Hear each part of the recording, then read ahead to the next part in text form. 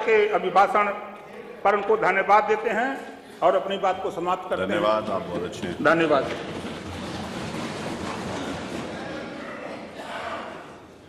शिवमा शंकर से।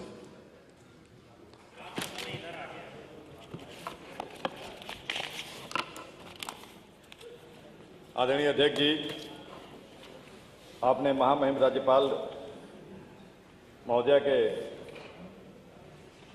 अभिभाषण के संशोधन प्रस्ताव पे मुझे बोलने का अवसर दिया। मैं आपका आभारी हूं।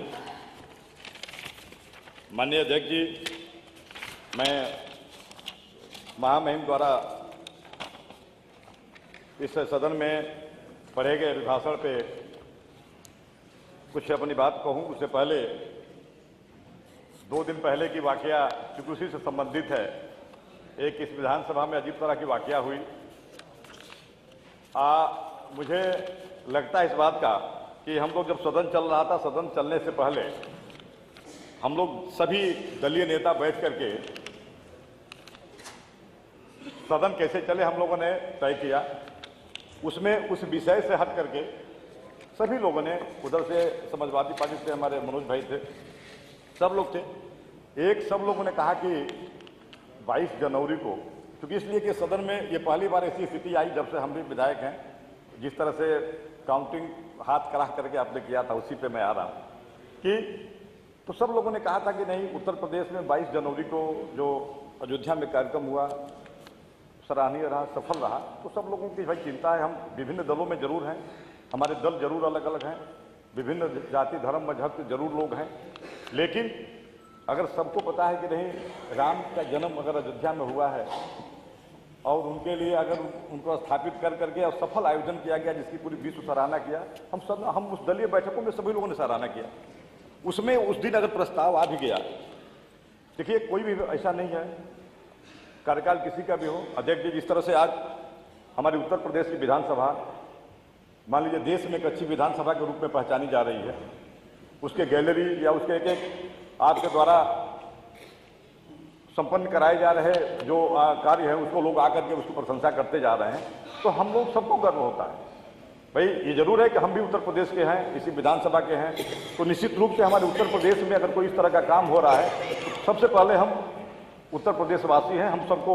अब उस दिन ऐसा प्रस्ताव आया तो कुछ ऐसा उसमें था भी नहीं, लेकिन अब चूंकि बड़ा मैसेज बाहर गलत गया और उसका नतीजा क्या हुआ, जब उसी में से दूसरे दिन टिक्का टिप्पणी होने लगी कि नहीं हमारे हाथ को गलत गिन लिया गया। मेरे समझ से हम सबको नहीं होना चाहिए। जैसे मान लीजिए आदरणीय नेता प्रतिपक्ष भी बैठे हुए हैं, भाई जैसे हमारे एकाना स्टेडियम है, वो जरूरी है। भाई एकाना स्टेडियम ठीक है, हमारी सरकार के समय लैंड एक्वायर हुआ, 2 बार टेंडर हुआ, वह स्टेडियम टेंडर फाइनल नहीं हो पाया, तब तक आपकी सरकार आ गई, आपने स्टेडियम बनवाया। हमारे उत्तर प्रदेश में स्टेडियम है, कोई बनवाए, हम अगर इस बात की गिनती करेंगे तो इसके लिए नहीं होगा। अब इसके लिए ये नहीं कि हम इस दल में हैं तो हम कैसे हाथ उठाएं, मतलब कि अच्छा काम हुआ, ये नहीं होना चाहिए। हमको इसमें जरूर, इसमें मुझे लगता है कि इसमें आगे से मुझे लगता है कि नेता प्रतिपक्ष महोदय हैं वो अपने सम्मानित विधायकों से कहेंगे कि भाई ऐसा आप लोगों ने क्यों किया।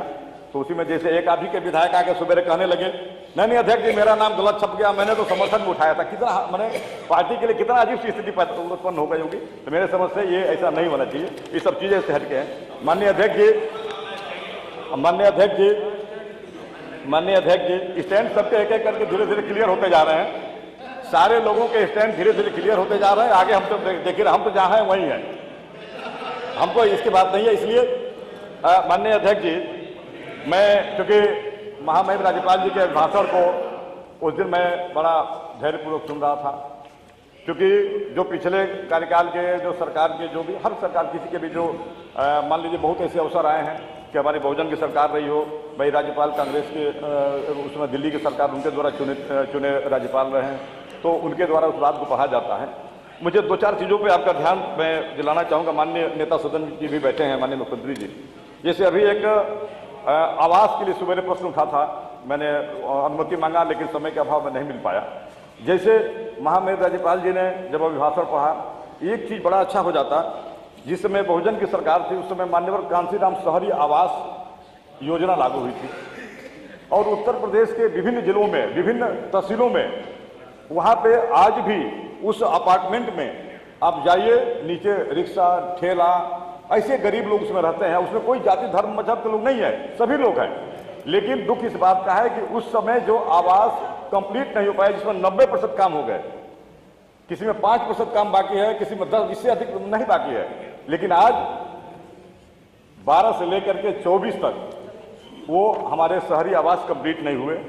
एक बार आपने इसी पीठ से निर्देश दिया था माननीय नगर विकास मंत्री जी को कि अगर वह किसी पार्टी का पैसा नहीं है, वह सरकार के खजाने का पैसा लगा हुआ है, और आपने नगर विकास मंत्री जी को निर्देश दिया कि अगर ऐसे उत्तर प्रदेश में अगर इस तरह के बन करके तैयार है और आवंटित नहीं हो पा रहे हैं थोड़े से काम के लिए, तो मुझे लगता है कि महामहिम राज्यपाल जी अगर उस भाषण में जोड़ देती कि नहीं देखिए उत्तर प्रदेश में जितने इस तरह से अभी अधूरे पड़े थे, ये हमारी सरकार ने जोड़ दिया, मुझे बड़ा अच्छा लगता।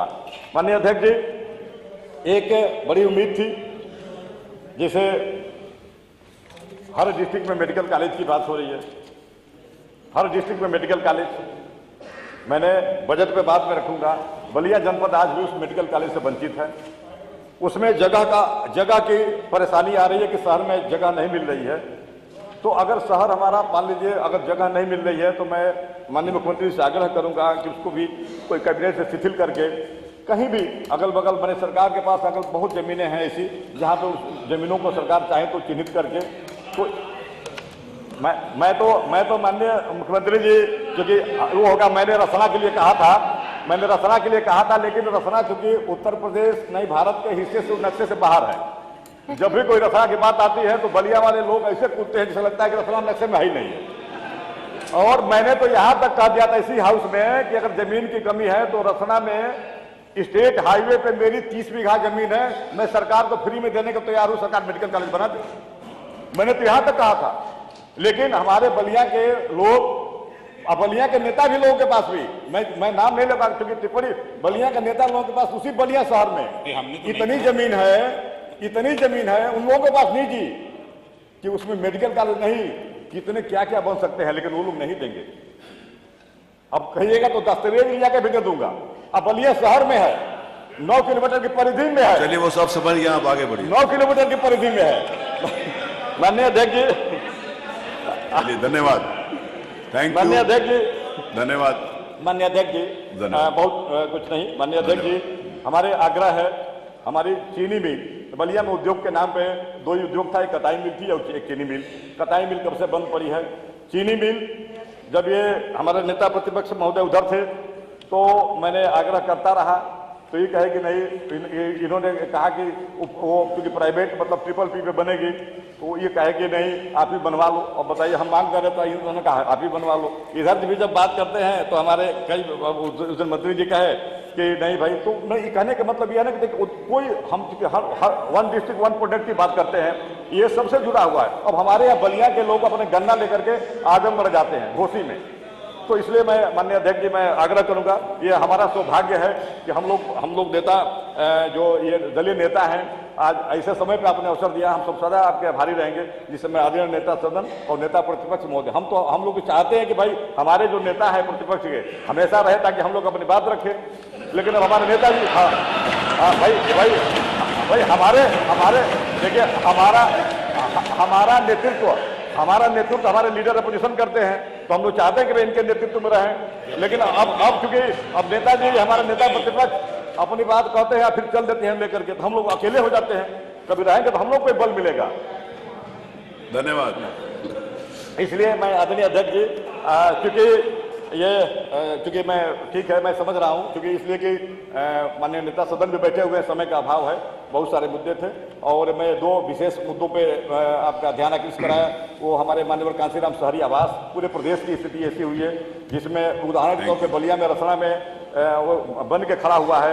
और मुझे लगता है कि कम से कम उसमें 400 फ्लैट होंगे। धन्यवाद। और मुझे लगता है कि माननीय अध्यक्ष जी, मैं आपकी मजबूरी समझ सकता हूँ। मैं संशोधन प्रस्ताव पर बल देते हुए अपनी बात समझ करता हूँ। रघुराज प्रताप सिंह राजा। माननीय